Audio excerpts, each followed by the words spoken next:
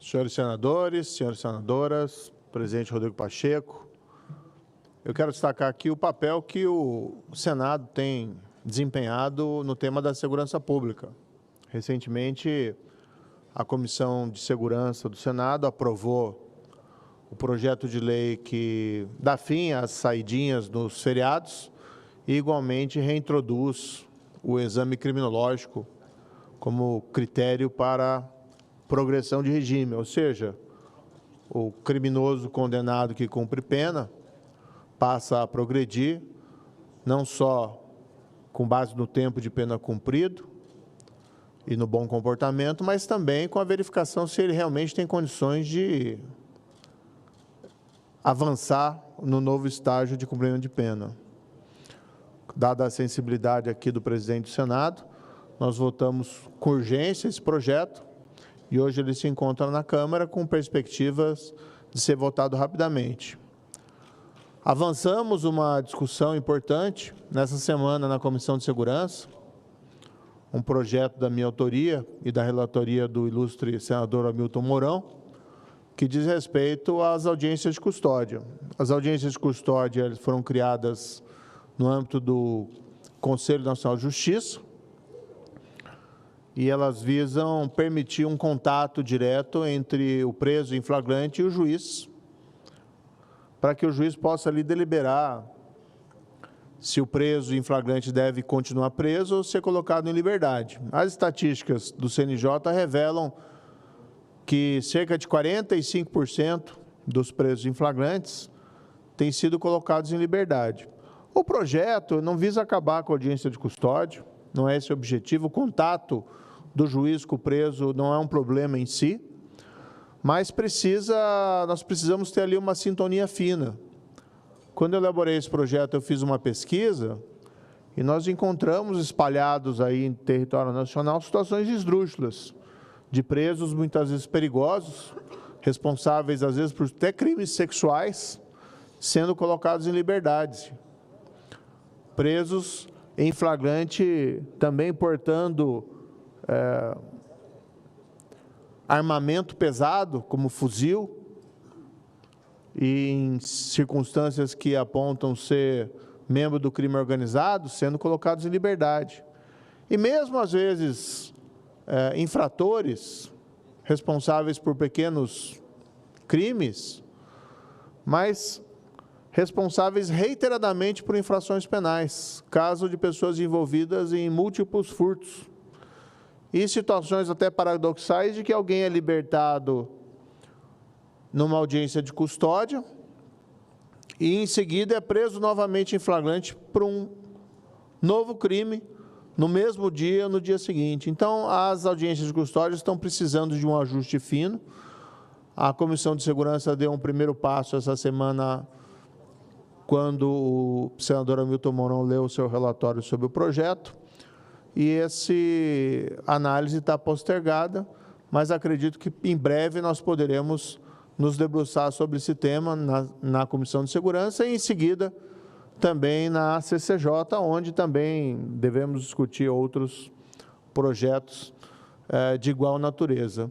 Nessa mesma linha, ontem assistimos o julgamento, a continuidade do julgamento do Supremo Tribunal Federal sobre o porte de drogas para fins de consumo ou para fins de tráfico. Há um aparente recuo, e aqui nós ainda precisamos aguardar a finalização do julgamento, quanto a uma ideia inicial que se tinha de descriminalização do porte da droga para consumo próprio. Sei que muita gente pensa dessa forma, que não deveria ser criminalizado o consumo de drogas, mas como tem sido colocado de uma maneira muito incisiva aqui no Senado Federal, esse é um tema do Parlamento, cabe ao Congresso decidir. Hoje nós temos o artigo 28 da Lei Antidrogas, e foi uma decisão do Congresso Nacional à época não descriminalizar. Apenas houve uma espécie de, não despenalização, mas um tratamento muito claro, distinto entre o traficante e o usuário. O usuário hoje não fica sujeito à imposição de uma sanção de pena privativa de liberdade. Ele é submetido à pena de prestação de serviço ou de tratamento ou medidas dessa espécie. No que, creio que haja um certo consenso que, de fato, não se justifica o encarceramento do usuário de drogas, atribuindo-se, portanto, um tratamento distinto em relação ao traficante.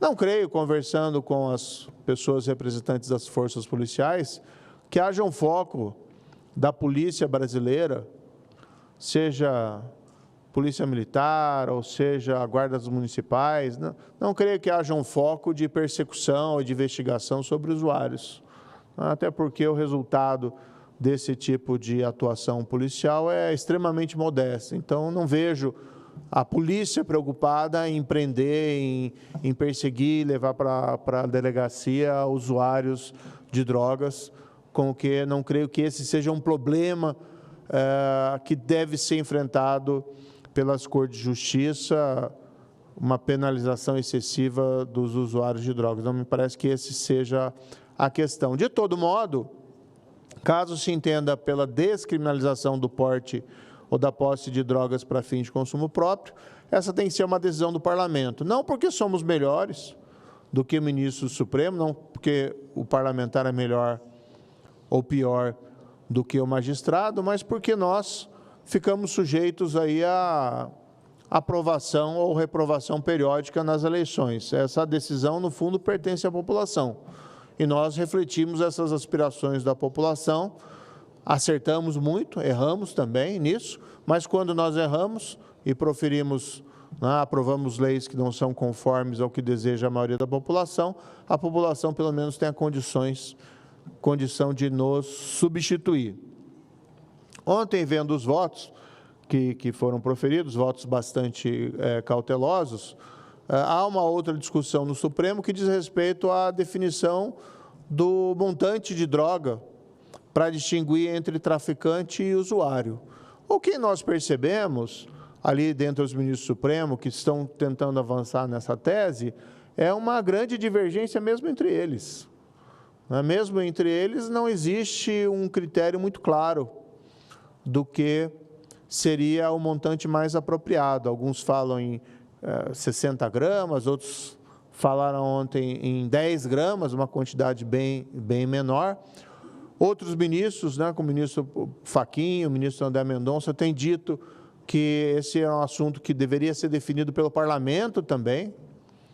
E me parece que nesse campo das políticas públicas complexas, esse é o melhor caminho, porque é muito difícil distinguir o que é traficante e usuário só com base na quantidade de droga que é apreendida. Porque um varejista, distribuidor de drogas, ele vai à rua e nunca vai estar com uma grande quantidade, ele não sai com 1 quilo de cocaína nas suas mãos para vender, ele não sai com 1 quilo de maconha para vender aos usuários, até porque essa é uma estratégia para que ele evite ser identificado e preso pela polícia como um traficante. Então, a prática normal é que ele vai nas ruas, nos becos, nos bares, nas esquinas das escolas, com uma pequena quantidade de droga, senador Marinho. Ele não vai com uma grande quantidade. E se a Justiça fixar um montante específico, uma quantidade de droga específica, o grande risco é que haja uma estruturação dessa atividade baseada exatamente nesse limite. Enquanto não há um limite, o policial que efetua essas prisões, ele tem condições de avaliar um conjunto de circunstâncias. E depois disso vai ao juiz, e o juiz tem condições de avaliar esse conjunto de circunstâncias. Vamos supor um traficante bem-sucedido que foi à rua, senador Girão, com, 500 gramas de maconha para vender, mas quando ele é abordado pela polícia, ele já foi bem-sucedido e só tem lá uma quantidade bem menor. Mas ele já vendeu, e aí ele vai ser considerado como usuário, porque ele foi surpreendido quando já foi bem-sucedido nas suas transações. E o grande risco é esse, o grande risco é que se nós tivermos uma quantia Se tiver uma quantidade objetiva definida para venda, o mais provável é que o traficante utilize esse parâmetro para se proteger. Então, ele vai sempre à rua com uma quantidade inferior, ele vende aquela e ele volta no seu posto de reabastecimento, no seu fornecedor, para pegar uma nova quantidade daquele montante. E se for a única circunstância objetiva daquele montante de droga, a polícia vai ter dificuldade para enquadrá-lo como traficante, e muitas vezes ele é o traficante, não é propriamente um usuário.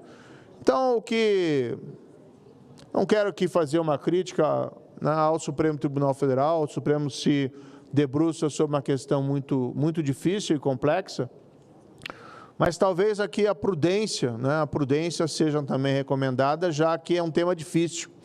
E mesmo nós, parlamentares, temos sérias... Para concluir, senador Moro. Para enfrentamento dessa questão. O fato é que o tráfico de drogas tem sido um dos grandes males da civilização atual e aqui no Brasil, em particular, tem gerado esse empoderamento, né, das gangues, dos grupos criminosos organizados e, particularmente, considerando o meu histórico como juiz, depois como ministro da Justiça, o que eu acredito, particularmente, que funciona em relação a isso, é o endurecimento. São investigações exitosas, são as prisões, principalmente das lideranças, o isolamento das lideranças em presídios de segurança máxima e o confisco do patrimônio dessas organizações criminosas. Não creio que seja um passo sábio facilitar a atividade do tráfico de drogas no país, por mais que queremos evitar traficante e usuários. Mas talvez o melhor caminho para isso continue sendo o que nós temos atualmente, né, de permitir ao agente policial da ponta, ao juiz encarregado do processo, de fazer uma avaliação global das circunstâncias e não se estabelecer propriamente um critério objetivo. Muito obrigado, senhor presidente. Muito obrigado.